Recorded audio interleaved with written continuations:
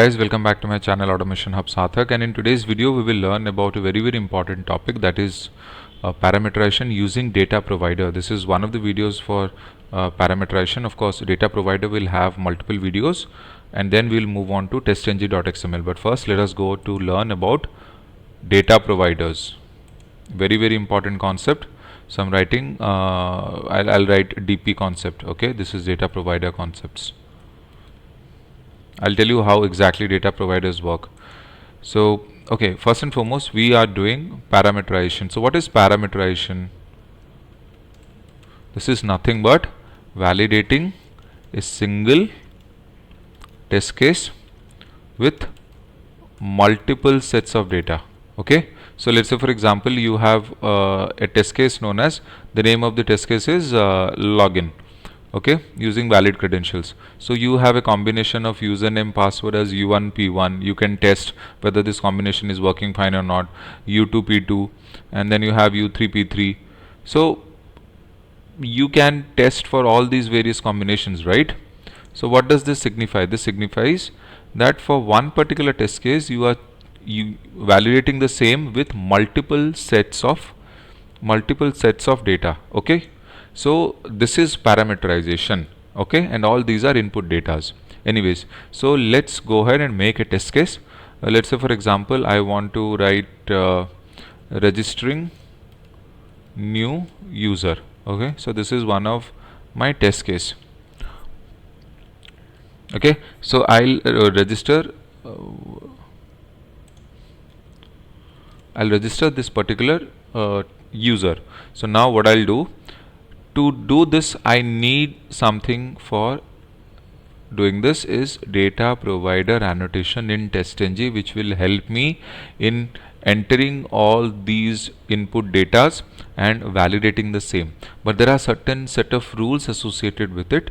Typically there are 4 rules. Okay, 4 rules associated with data provider parameterization. The first important rule is, this will return a 2-dimensional object array. Okay,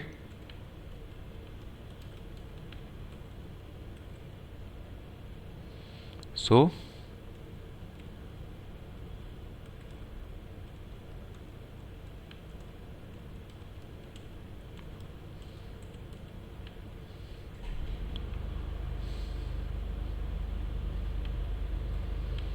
this will return a 2-dimensional object array. This is rule number 1. Returns, this is step 1, returns a 2-dimensional object array. Okay, now the step 2 is, you will have to enter all the values inside this particular array as per the number of rows and columns. These are rows and columns, guys. Rows, number of rows and number of columns. Okay, now you'll have to enter the rows and columns, the data inside the rows and columns. So let's say first is user 1. Okay, so now, so let's say this is using Chrome browser. Okay, let's say this one is mobile number something. Okay, now let's say we have an email ID.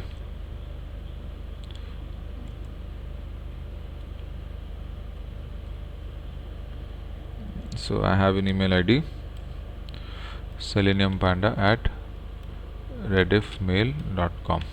okay, so this is the email ID. Now what I'll do is, I have entered the first row, I need to enter the second rows and the third rows. So what I'll do is, I'll copy it. Okay, I'll make some space for you guys.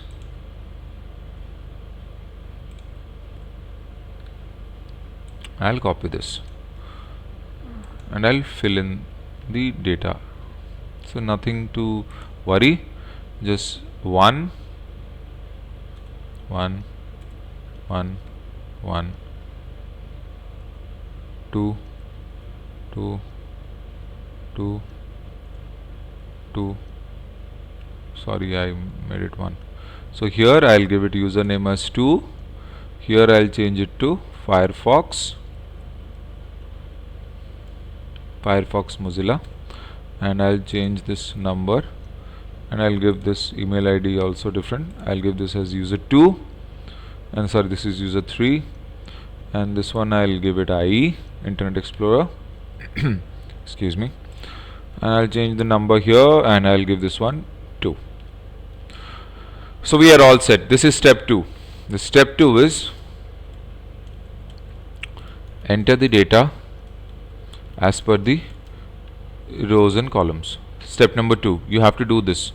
Now even then this is coming in as an error because this is not a void method, it is an object array, so you have to return the data type. And what is it? Return data.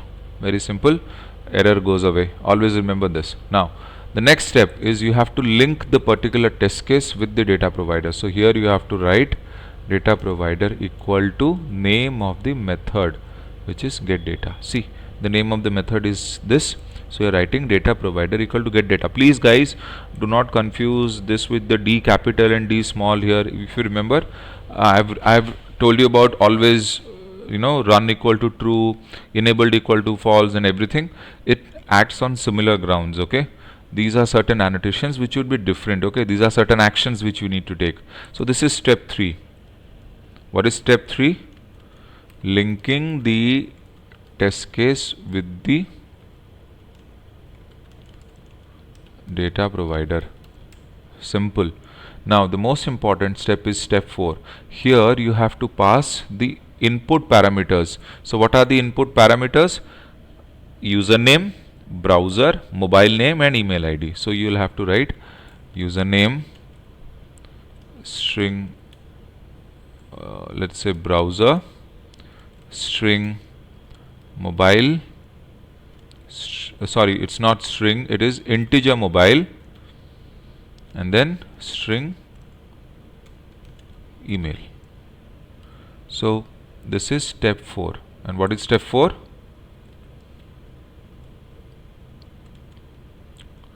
Number of input parameters equal to number of columns. This is step 4. Understood?